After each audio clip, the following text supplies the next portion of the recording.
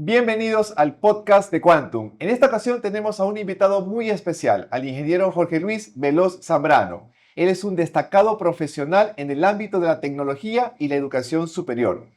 Su formación académica incluye un título de Ingeniería en Sistemas Computacionales, una maestría en Telecomunicaciones y actualmente se encuentra finalizando su doctorado en Informática y Sistemas en la Universidad Nacional Mayor de San Marcos en Perú. Ha trabajado como consultor e integrador de infraestructuras tecnológicas para distintas empresas en nuestro país. Su línea de investigación se centra en el desarrollo de aplicaciones y herramientas de realidad virtual e inteligencia artificial para optimizar procesos cotidianos.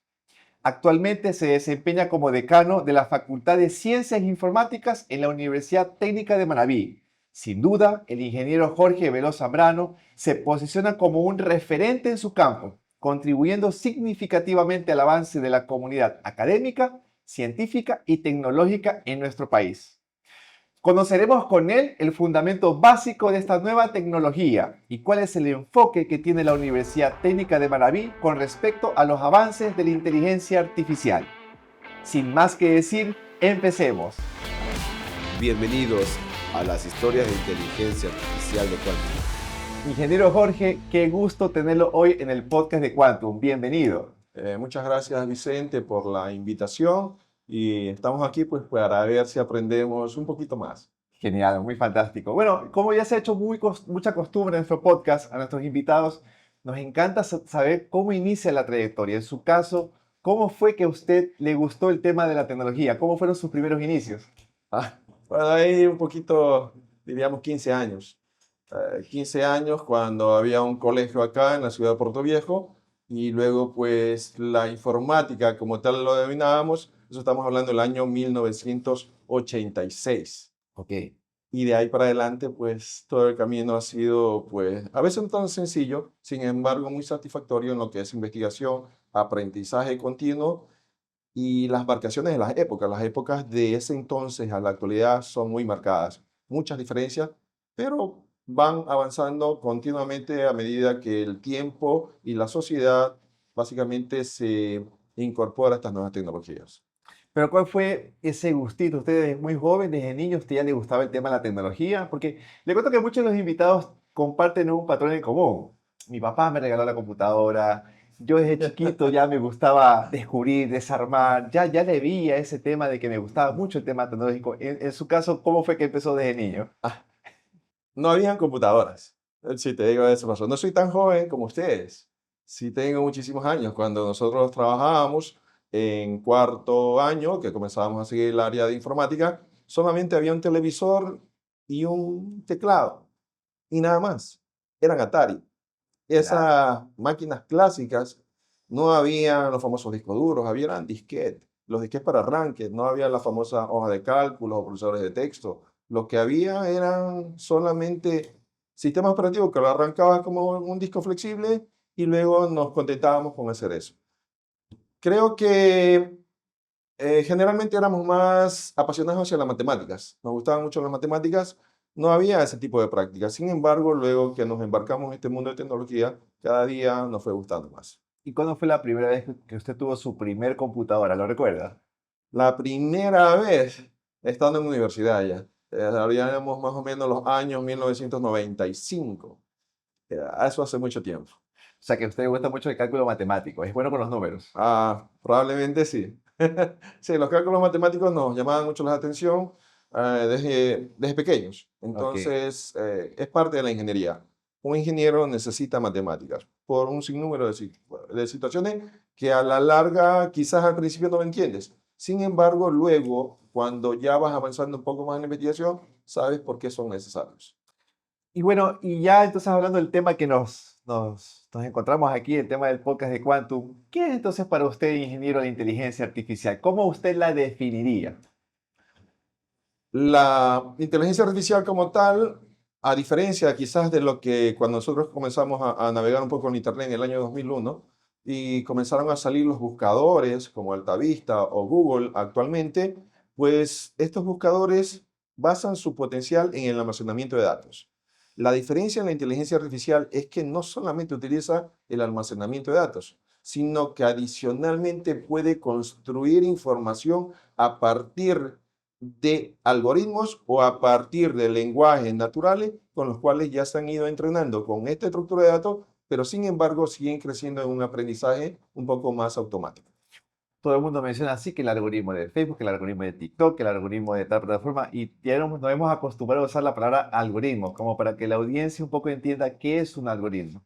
Un algoritmo no es más que una secuencia, como decías en clase, una secuencia de pasos lógicos, pero que al final termina resolviendo un problema que puede ser de común denominador. Puede ser un algoritmo para sumar, puede ser un algoritmo para ubicar una transformada de Fourier, puede ser un algoritmo para ver cuántas vistas tienes en Facebook o un algoritmo de preferencia, por ejemplo, para Netflix. Y ahí comienzan a intervenir varios aspectos ya matemáticos, estadísticos y mucho que tiene que ver con la parte de diagramación o lo que se conoce como algoritmia. Entonces, corrígame si me equivoco, la inteligencia artificial es la suma de algoritmos que a través de un paso a paso van retroalimentándose, van aprendiendo y eso llega al punto donde estamos, que la inteligencia artificial tiene la capacidad de reconocer, solucionar problemas repetitivas porque son pasos que se han ido aglutinando y han ido aprendiendo, básicamente así sería. Sí, Vicente, exactamente así, pero un poco más allá. Ok, Ah, si sumamos a estas capacidades computacionales o capacidades de ingeniería dentro de la matemática, la estadística, las probabilidades, también debemos sumar algo que en el año 1950 nos proponen trabajar con algo con el que el ser humano desarrolla su capacidad intelectual y se llaman redes neuronales. Entonces, las redes neuronales comienzan a transformar lo que anteriormente pudiera ser mecanizado o parametrizado en el sistema computacional. Las redes neuronales transforman este proceso y comienza a hablarse en términos de pensar. Y en el año 1950, Alan Turing pues propone un artículo y en el artículo literalmente como título nace la frase las máquinas pueden pensar entre signos de interrogación. y justamente fue en el año de 1956 que se acuña el término de la inteligencia artificial. Si tomamos en cuenta desde 1956 al 2025, ya han transcurrido 69 años.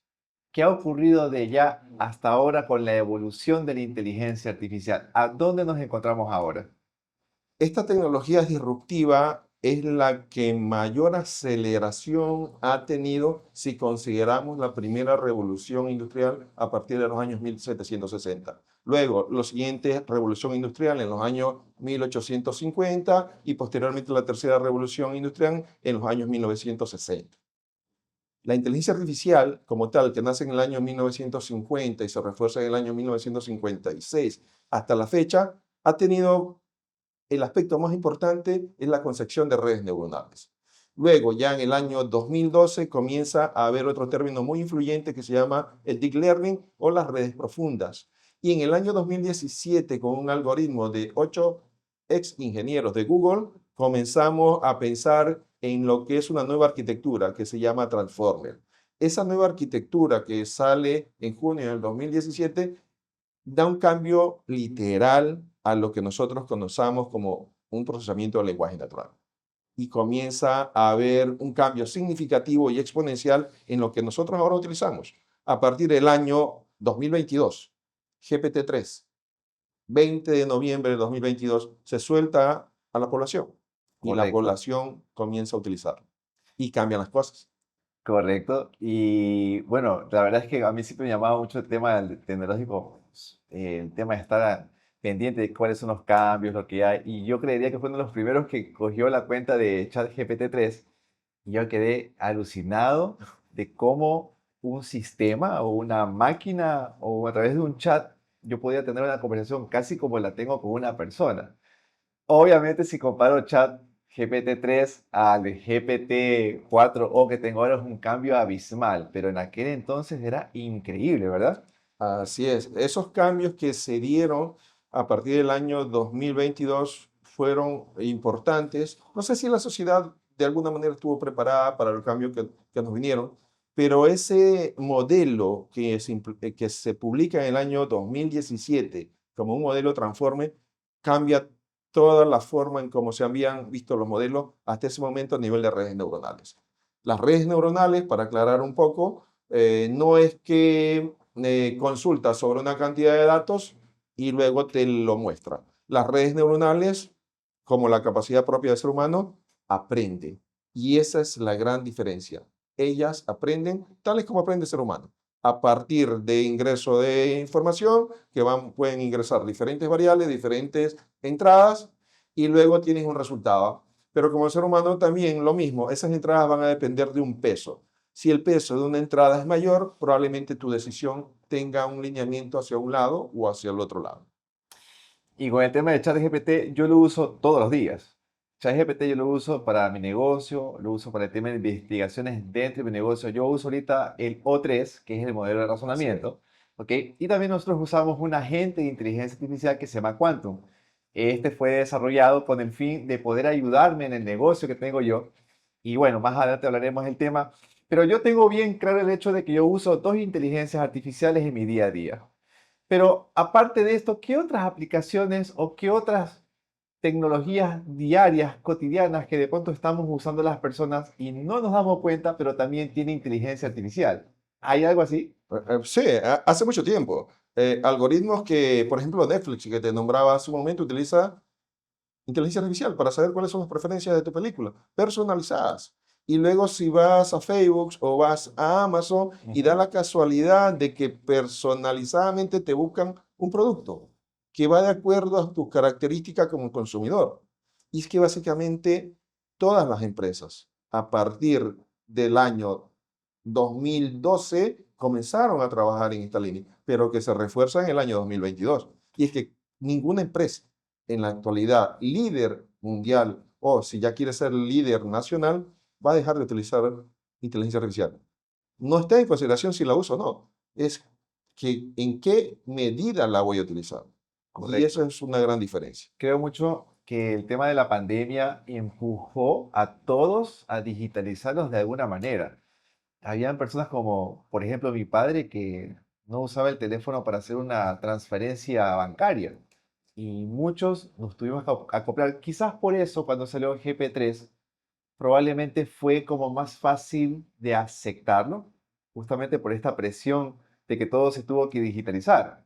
Sí, Probablemente, ¿no? probablemente la digitalización o la web como tal, cuando nace en el año a partir del 2001, no el Internet, sino ya un acceso un poco más hacia la transaccionalidad, comienza a tener, primero, desconfianza también, hay que ser claro. Hay mucha desconfianza en esos años en donde hacer una transferencia siempre te provocaba miedo porque probablemente te podía decir eso es una estafa Así. o qué estarán haciendo con tus datos, etcétera, etcétera. Pero, ¿Pongo o no pongo mi tarjeta de crédito en este exactamente. sitio? Y entonces se parece mucho como cuando uno viajaba en avión hace muchos años, probablemente le pongo al avión, no me voy en avión, me voy en carro, o Claro. no. A medida que va pasando el tiempo, pues esto de aquí se va posicionando y el mercado tiene sus propias reglas. Y en ese sentido, las personas comienzan a ver los beneficios versus los riesgos. Los riesgos siempre van a existir, sin embargo, se han disminuido considerablemente. Y los beneficios que hablamos de la IA, de verdad que son abismales. Yo le voy a poner el ejemplo en mi negocio. Nosotros tenemos esta IA que se llama Quantum, que es un agente de inteligencia artificial. Nosotros teníamos un problema muy constante, es la atención al cliente. Humanamente es imposible atender a todo el mundo, peor cuando alguien te quiere escribir a la 1 de la mañana o a las 2 de la mañana que tú estás descansando. A veces tienes que hacer otras actividades de campo, estás en otras cosas, el cliente te escribe y no le puedes atender. Hay un estudio que dice que si en los primeros 30 minutos tú no logras darle toda la información al cliente, o en los primeros 5 minutos al menos no le das un primer mensaje, tú pierdes ese cliente. Cuando introducimos a la gente, es un cambio radical. Sin duda fue un antes y una ahora. 24/7 la gente distribuye información, entrega información y atiende a todo el mundo. En mi caso muy particular me ha ayudado muchísimo. Pero ¿qué otras actividades la inteligencia artificial pudiera estar poco a poco reemplazando la interacción humana? Diría en qué actividades no reemplazaría la IA en las actividades del ser humano. Hasta ahora hay un poquito de dificultades, por ejemplo, en lo que tiene que ser mano de obra, ¿no? A pesar que se complementa con la robótica, todavía estamos a algunos años para poder solventar ese tipo de necesidades. Sin embargo, pues las necesidades más prácticas son los asistentes, tal como usted lo dice, un asistente, por ejemplo, de agente de inteligencia artificial, que te ayuda a dar soporte en diferentes líneas, que puede ser en la línea de marketing, en la línea de venta, puede ser en la línea educativa, o pudiera ser en la línea de contestación de correos electrónicos o de calificación de pronto de algunos espacios en donde tengas un nicho de mercado, o también pudiera ser en líneas, por ejemplo, médicas. En la línea médica es extraordinaria cómo la IA ha permitido disminuir cantidad de errores que se cometían generalmente por errores humanos.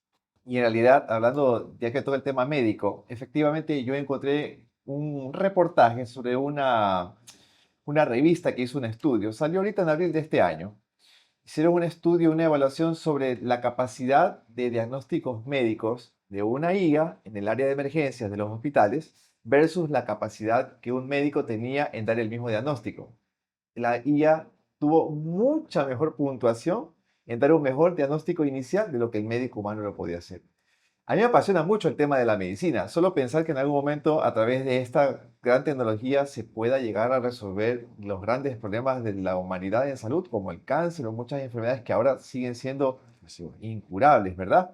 Entonces, básicamente, ¿cómo usted ve a la IA en el tema médico? ¿Hasta dónde es posible las capacidades de manejo de datos versus el médico y su capacidad humana de ver más allá o avanzar en este tema?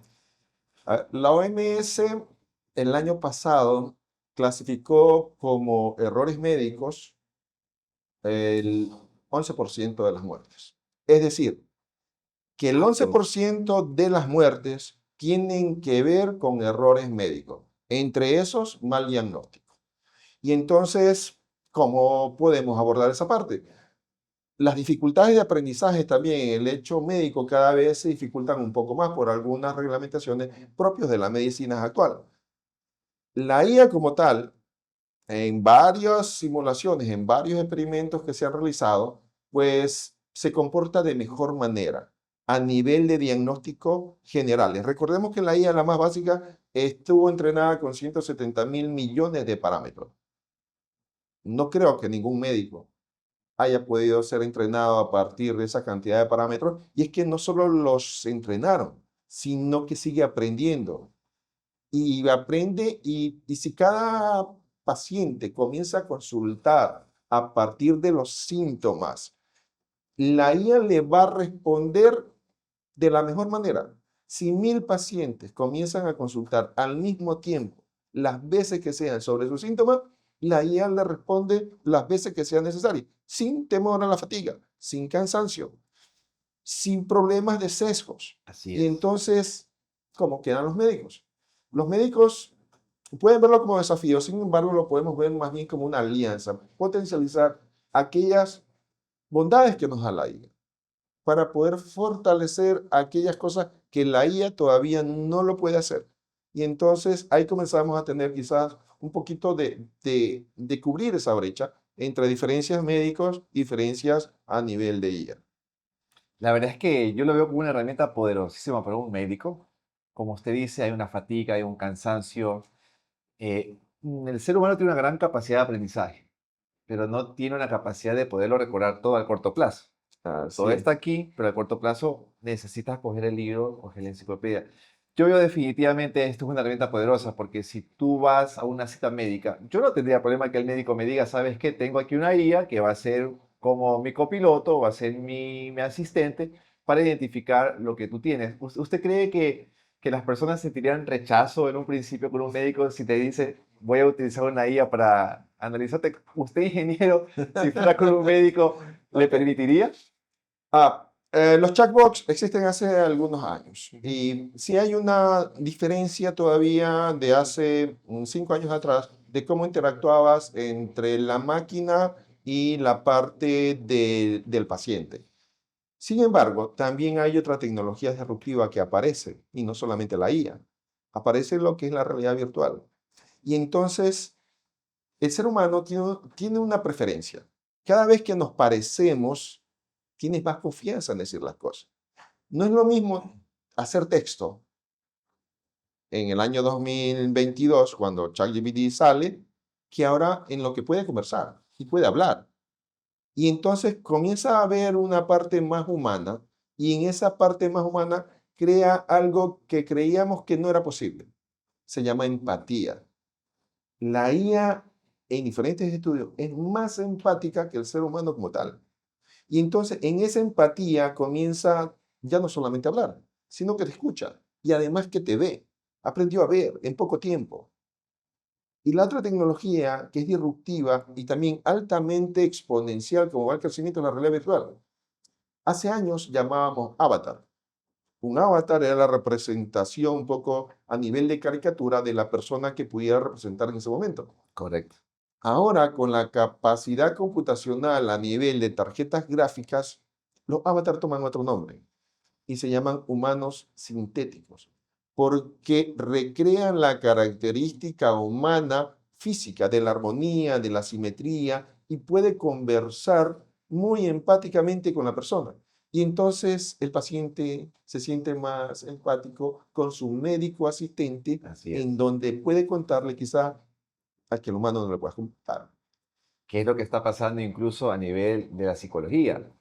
Están empezando a coger a ChatGPT como un psicólogo y como el algoritmo, se puede decir, ¿no? Sí, sí, De claro. la inteligencia artificial que ya te va reconociendo, sabe tus gustos, tus preferencias, crea esa empatía y parece mentira, empieza a dar consejos que no soy psicólogo, probablemente no sean quizás los más adecuados, porque es una cosa para eso está el profesional que ha estudiado de la salud, ¿verdad? En este tema, pero la gente ya lo empieza a usar. Oiga, y le quiero contar una anécdota muy, muy buena que me pasó hace 2 fines de semana atrás. Estábamos un grupo de amigos reunidos en casa de un amigo y una amiga mía estaba muy preocupada porque su perrita se le habían encontrado cálculos en los riñones y estaba empezando a orinar sangre.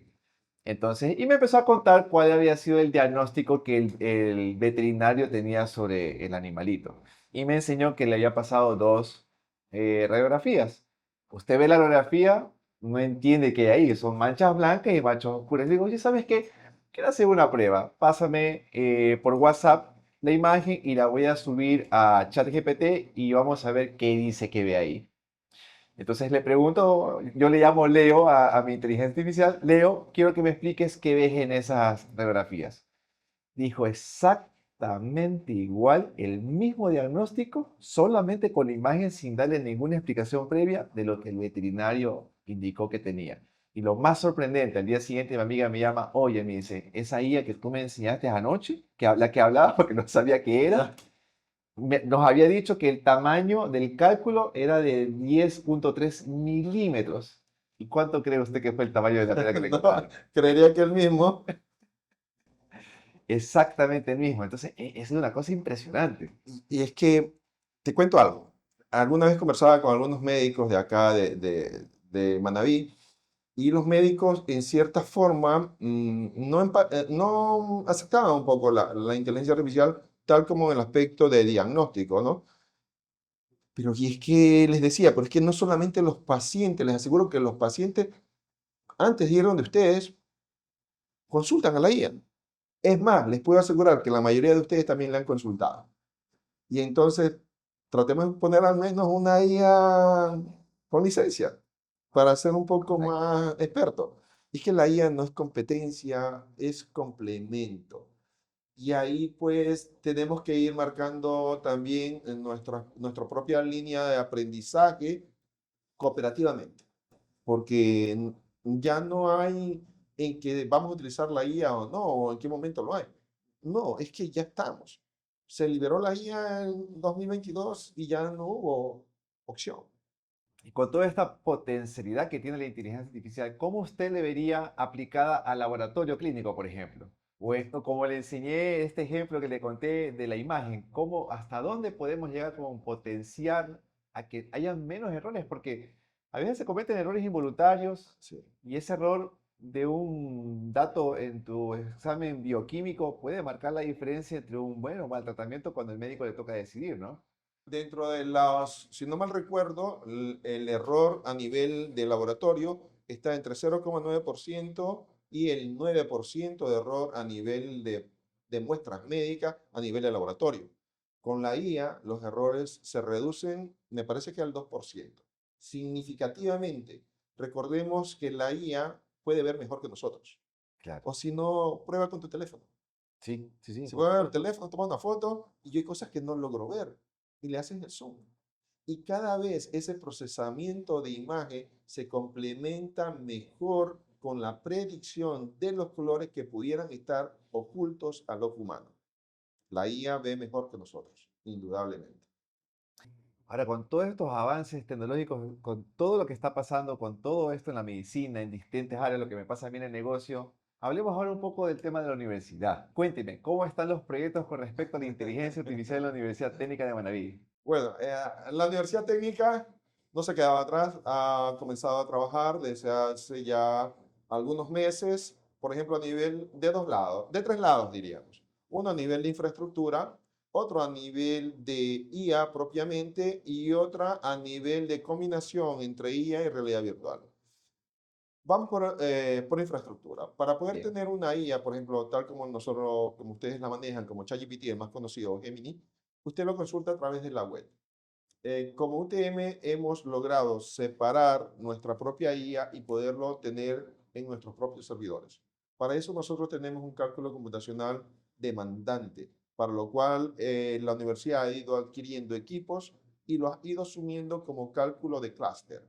Un clúster permite enganchar varias computadoras y que esos procesamientos, tanto computacional como gráfico, me permiten hacer más cálculos y mejorar procesamientos gráficos que de pronto sean necesarios para un determinado algoritmo. Eso nos ha permitido tener diferentes IAs aplicadas y haciendo pruebas en la actualidad. Estamos utilizando IA localmente a partir de lenguajes, lo que se conocen como LLM, Ujú. modelados en lenguaje natural, y estos estamos con, si no mal recuerdo, estábamos con DeepSeek trabajando y con Llama localmente, entrenando para nuestros propios Y agentes estos y son nuestros modelos propios open asistentes. source, tengo Open entendido, source, ¿no? sí, Ujú. todo es open Correcto. source y el entrenamiento, estamos haciendo convenios con varias instituciones para lograr este entrenamiento porque siempre tiene que ser un poco más local. Cuando tú tienes, por ejemplo, algún detalle en el extranjero que de pronto funciona bien allá, no necesariamente funciona local. Y en ese contexto nosotros debemos aprender a entrenar nuestra propia arquitectura, tener nuestra propia arquitectura y nuestra propia base de datos para que las predicciones sean más cercanas a lo que nosotros queremos. ¿Y esta infraestructura, ingeniero, a nivel de costos, es cara? Bastante. Todavía no logramos desplegarla toda, sin embargo, ya empezamos. Empezamos porque es que ya no hay vuelta atrás. Hay que hacerlo o hacerlo. Y es parte de los nuevos desafíos que tiene la universidad. Costos altos. Sin embargo, pues hay que hacerlo.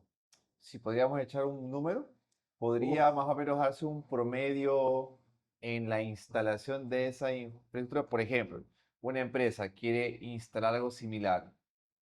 ¿Cuánto dinero estamos hablando? depende de Promedio. la. Ahí le voy a decir, depende. Ok. No todas las empresas están en capacidades de lanzar su propia IA, porque de pronto sus servicios o las necesidades que tienen ellos no lo requieren. Sin embargo, empresas que realizan investigación como universidades o empresas un poco más grandes, catalogadas como no dirían ni medianas, sino empresas grandes que realizan investigación y que no solamente se favorecen de la transferencia de tecnología, ellas están casi que obligadas a hacer inversiones en este tipo de transferencias. Podemos hablar de un clúster sencillo de 100.000, $150.000 mínimo. Y luego de ahí vas escalando dependiendo de las capacidades que quieras tener. Genial. Entonces, están ustedes armando la infraestructura. ¿Qué sigue ahí? Paralelamente estamos trabajando con asistentes de inteligencia artificial. Estos asistentes, ahora mismo estamos trabajando con los asistentes médicos para lo que es la adquisición de síntomas y luego estos síntomas van a ser revisados por el médico y luego van a verificar si los síntomas que dijo el paciente corresponden cuando el paciente literalmente esté frente al médico. ¿Qué nos ahorra esto? Nos ahorra tiempo. Cada paciente, cuando llega al médico, normalmente el médico escribe lo que el paciente como síntomas le dice. Esa, disfonía que existe ahí, porque tú estás diciendo lo que sientes y el médico está escribiendo, no hay empate, no hay empate ahí. Luego Correcto. piensas que el médico ni siquiera te miró para saber qué Así es. tienes. Y entonces lo que queremos hacer es que el paciente le diga a la IA primeramente qué es lo que tiene y luego ese traslado de eso que se lo dice de manera oral, luego se escriba y el médico de, cuando ya venga el paciente, vea si es lo que dijo o lo que no dijo. Pero no solamente nos quedamos ahí, nosotros también hemos podido o nos dimos cuenta que el diagnóstico que te da es muy cercano a lo que dice el médico. Y entonces el médico no solamente recibe el texto, sino que te dice el probable diagnóstico. Y cada vez que el diagnóstico de la IA coincida con el diagnóstico del médico, el médico le dará un me gusta. Y comenzamos a reentrenarlo. Ya han hecho pruebas? Sí, claro, sí ¿Sí? hemos hecho pruebas. Ok. Como para entender un poco mejor la idea, que me parece muy fascinante. Entonces, es a través de un chat, me imagino. Ahí viene el tercer componente. Ok. Se llama realidad virtual. Bien. Nosotros lo hemos estado haciendo con un humano sintético, en este caso un médico sintético. Los chicos, los estudiantes del centro de investigación han logrado hacer un avatar, pero no un avatar de caricatura, sino un avatar sintético alimentado por IA y en donde este avatar comienza a solicitarte información para que esa información sea lo más cercana posible a lo que el médico corresponda. Por ejemplo, si te dice el paciente, mira, ¿sabes qué? Y comienza con el avatar, es una conversación normal. Dice, bueno, tengo dolor de cabeza y me duele muchísimo. El avatar va a intentar saber la intensidad de tu dolor de cabeza y en qué lugar. Y empieza a hacer Y preguntas. comienza a hacer preguntas. Y entonces al médico le va a pasar que va a tener cefalea de grado tal, porque eso es lo que escribe el médico cuando tú le dices, tengo un dolor de cabeza Claro. de intensidad 9. Le pasa un resumen con Le toda pasa seguridad. un resumen. Y Claro. entonces el médico cuando te va a decir, usted le dijo que tenía dolor de cabeza fuerte del lado izquierdo y el paciente le va a decir, sí, y él va a dar un ok. Significa que estuvo bien recogida la data que le dio el paciente hacia el lado de acá. Hay otros temas también muy particulares en nuestro idioma, más que todo manabita, en la campilla manabita, por ejemplo, me decía que me duele la guayabita. Y que la guayabita dentro de la base de datos de los parámetros con los cuales fue entrenada, por ejemplo, ChatGPT, que cogíamos en ese momento, pues que no existe ese término. Claro, Y así es. entonces, ¿cómo le hago? Y entonces nos dimos cuenta que había que entrenarlo. Y en ese Tuvieron que entrenamiento. reescribir el prompt de su IA para que cuando dijera guayabita entendiera que era al revés. Exactamente. Cuando teníamos con ChatGPT, escribíamos un nuevo prompt, incorporábamos al diccionario de datos, pero ahora que tenemos ya nuestra propia IA, ya tenemos un número clasificado de palabras y esa clasificación de palabras tiene un significado. Y ahí comienzan Claro. a trabajar el aprendizaje profundo. Ingeniero, ok, entonces realidad virtual. Voy, yo me quiero hacer atender, me van a poner unas gafas, No, unas VR. sí, no. Ok, Para otros experimentos, para otros casos que tenemos, sí, tenemos la gafa. Para este caso especial, tenemos una pantalla vertical, se ve reflejado el médico sintético, y usted entra a una cabina. En esa bien, cabina comienza a conversar y, bueno, la cabina todavía la estamos construyendo, esperamos tenerla lista para noviembre. Y en la misma cabina se deberían tomar los sensores, por ejemplo, temperatura, peso, estatura, presión arterial, etcétera, etcétera. Todos aquellos datos que son adquiridos por equipos. Lo que y necesito es el trasladarlo. consumo de toda esa data vienen de los propios equipos que ustedes han instalado. Sí, Sí, ¿verdad? sí, sí.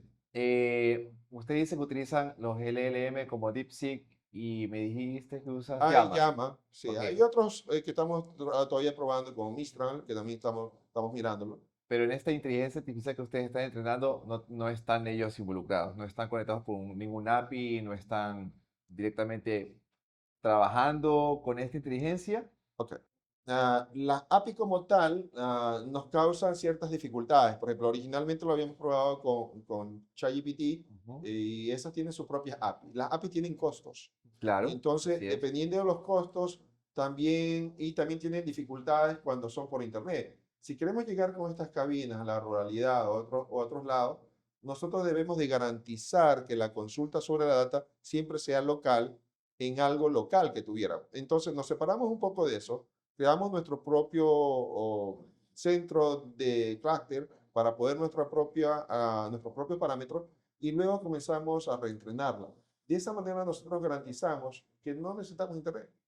Mientras nosotros tenemos la garantía de nuestro propio clúster, nosotros tendríamos la seguridad de lo que nos da el lenguaje, el modelo de lenguaje natural, que lo utilizamos para este momento, para el asistente, y luego con un reentrenamiento de los datos, que tenemos muchísimos datos, pues poder tener primero la información correcta de lo que hablaste con el paciente. Y segundo, Correcto. comenzar a ver la posibilidad de que el diagnóstico que nos da la IA sea la que probablemente el médico también lo dé.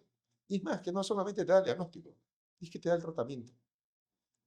¿Y por qué no Eso te le iba a envía, eso le iba a preguntar. y por qué no te envía exámenes? Eso justamente le iba a ¿Y preguntar. por qué no te envía a farmacia? Claro, así es.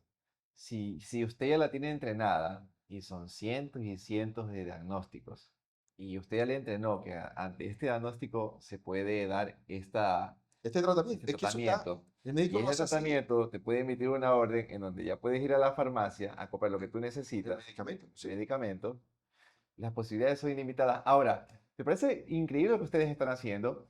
¿Qué pasa si, por ejemplo, mañana el Hospital Vértice Ceballos quiere aplicar esta tecnología? ¿Ustedes han hablado con ellos? Ahora mismo tenemos un convenio macro con el IES Manta. Hemos trabajado con el IES Manta desde hace un poco más de 2 años. Y entonces hemos capacitado a los médicos del IES Manta en IA. Nos han devuelto a través de sus experiencias cómo trabajan con los pacientes, cuáles son las dificultades, cuáles son nuestras limitaciones también como ella, porque Claro. tenemos limitaciones. Ujú. Y comenzamos en ese intercambio y hemos podido probar algunos temas que como ingenieros no se nos hubiesen ocurrido. Y solamente los médicos tienen la posibilidad y hasta cierto modo la responsabilidad de decirnos cómo trabajan ellos.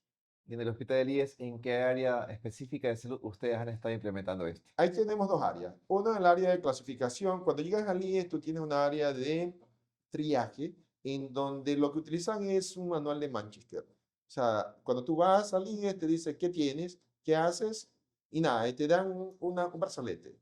Eso va a depender de la emergencia. Ujú. Y entonces luego, como no nos estamos preparados todavía como para tener un diagnóstico certero, nosotros estamos encaminados hacia el lado de nutrición y poder trabajar de mejor manera en prevención. Sin embargo, sabemos que podemos llegar hacia la parte incluso de tratamiento, siempre y cuando ahora valorada por un médico, supervisada por un médico humano. Eso no podemos hacerlo independientemente, tenemos aún muchísimas dificultades y necesitamos todavía ir de la mano con los médicos humanos. ¿Hay otras universidades haciendo esto? Aparte, en el tema médico, como ustedes lo están investigando y desarrollando, ¿o son los primeros? A nivel Ecuador, A no nivel lo, de a Ecuador, nivel Ecuador no lo he escuchado. A nivel mundial sí que lo hay. sí, Va se ha la línea por, escuchado. por esa línea. A nivel mundial sí hay Ujú. muchísimo. En Estados Unidos ya lo están aplicando. Muchísimo. En En Estados Japón están Unidos, aplicando, sí, sí, correcto. sí. La idea es llegar a hospitales implementados con IA o cabinas independientes que te pueden dar un diagnóstico que puede ser por el costo de $1. Estoy poniendo un dato Viene ahora por una clínica particular y quiere instalar este sistema. Les pago. ¿Ustedes han pensado en esto como un modelo de negocio más adelante de la universidad? ¿Es viable que la universidad como una institución pública que tiene un presupuesto estatal, ¿verdad? así es. Pudiera vender este tipo de servicios a la parte privada? Bueno, voy a contestar de una manera diferente. Ok. La universidad le interesa la investigación como tal. Somos muy buenos investigadores. Sin embargo, creo que en el lado comercial como que quedamos debiendo y no nos especializamos mucho en la ubicación de un prototipo final, porque a la larga nosotros hacemos prototipos funcionales y luego para la perfección e industrialización, pues como que nos quedamos un poquito. Creemos posible que con este producto o algunos otros productos podemos dar el inicio de prototipo funcional y luego mirar alternativas de poder favorecer a hospitales probablemente, a ruralidad, para poder fortalecer aquellas habilidades que tienen. Porque, por ejemplo, en emergencia, de 100 emergencias, probablemente 100 no sean emergencias. Probablemente 30 sean emergencias.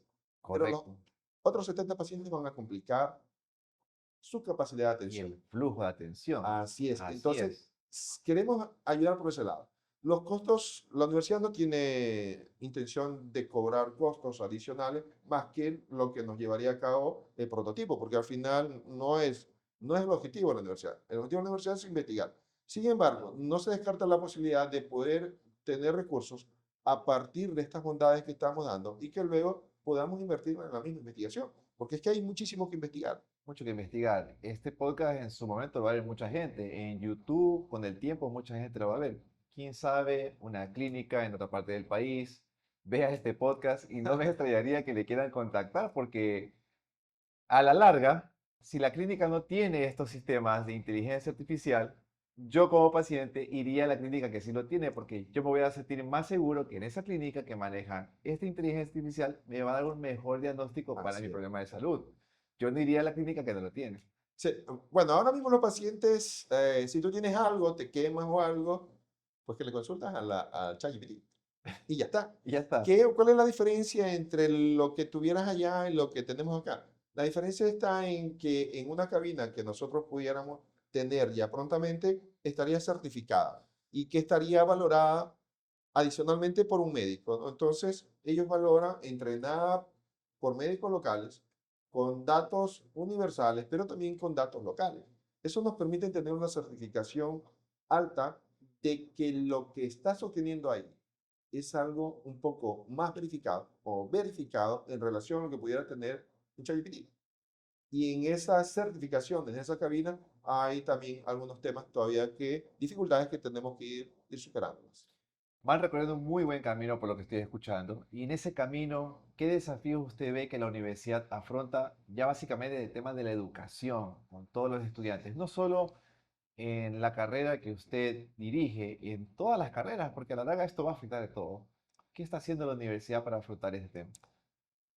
Las carreras, por ejemplo, una de las dificultades que tenemos ahora, que son problemas positivos, diría, es que tenemos full estudiantes y muchos de ellos están en la virtualidad. Un poquito dificultoso a veces trabajar temas prácticos en virtualidad. Hay temas que sí se dan muy bien en la virtualidad. Sin embargo, las carreras que son un poco más técnicas, todavía tenemos dificultades en poder abordar un poco más este tema. Y ahí, por ejemplo, estamos teniendo lo que es los famosos simuladores. Hemos logrado construir simuladores de diferentes tipos. Por ejemplo, en el área médica pudimos construir simuladores, por ejemplo, un procedimiento de ubicación de stent, que es cuando tu, tu aorta o alguna de las venitas del corazón se tapan y tienen que hacerte un procedimiento. Entonces, esas sí utilizamos gafas de realidad virtual para que los estudiantes que están aprendiendo a hacerlo, pues lo puedan hacer de la manera más natural posible. Y la simulación es bastante Muy real. real. Muy real. No supera la realidad, Ujú. sin embargo, complementa la educación que te la da el profesor, que lo ves en un video, que lo lees en un libro, que lo lees en un chat.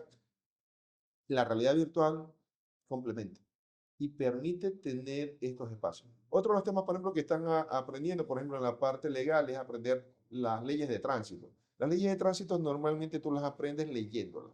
Sin embargo, para el conductor normal, pues que la leemos en un ratito y listo para completar el examen Así final. es. Un Entonces, día antes de ir un al día examen. antes y ya estuvo. Y ya estuvo. Lo que se ha logrado, y justamente mañana tenemos una inauguración del simulador de conducción, es que el simulador de conducción te permite conducir y a medida que tú conduces vas aprendiendo las leyes en base a los detalles que te van poniendo en la línea de conducción para que tú vayas reforzando aquellas leyes que deberías de cumplir. Y eso permite que el simulador sea inmersivo. O sea, un simulador inmersivo te permite ese tipo de situaciones y un aprendizaje más significativo. Las escuelas de conducción les encantaría tener algo así. Ya solamente ahorita me imagino la posibilidad de tener un simulador.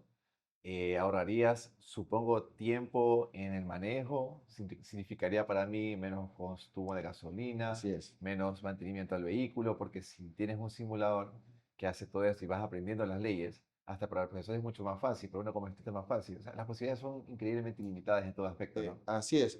Más económicas, más seguras, más educativas. Y justamente mañana tenemos el lanzamiento de uno de los simuladores no me recuerdo si es una escuela de conducción o el sindicato de choferes, no estoy muy seguro, Ya. pero los chicos mañana tienen ese lanzamiento. Y luego, pues hay muchísimos otros temas que son importantes irlo mirando. Por ejemplo, en conducción mismo hay el examen psicosensométrico, que es la habilidad de reacción que tú tienes cuando te pueda suceder algo. Normalmente ahora lo haces con unas maquinitas un poco manual. Así es. Nosotros tenemos un prototipo con realidad virtual, con las gafas, en este caso va a ser propaganda, con Oculus, Oculus 2 y Oculus 3, hay una diferencia ahí, y les va bien. Te dan informe. Y en la universidad, los docentes, más que nada en la carrera que usted dirige, ya hay docentes que están dando específicamente clases de inteligencia artificial.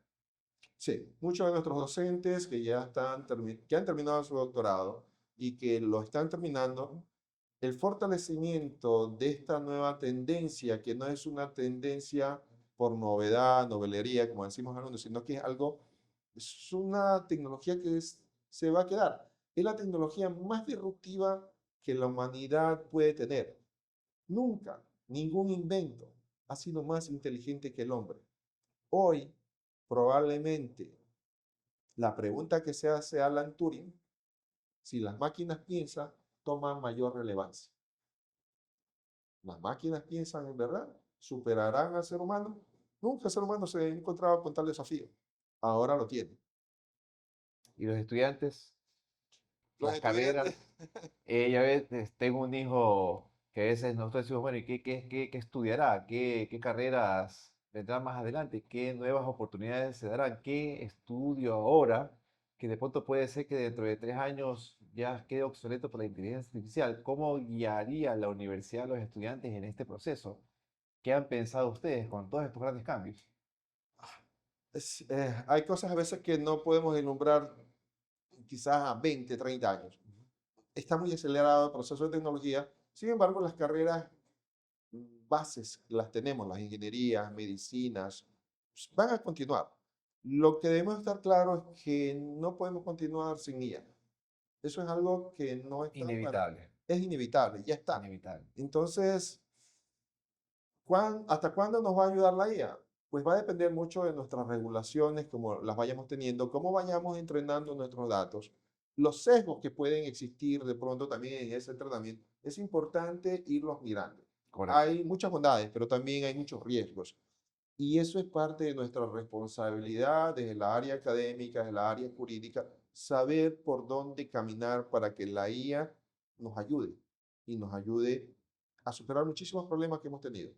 Enfermedades, cuestiones de circunstancias educativas, aprendizaje educativo, en situaciones legales, muchísimos juicios, muchísimas inseguridades, tanto a nivel digital como a nivel física.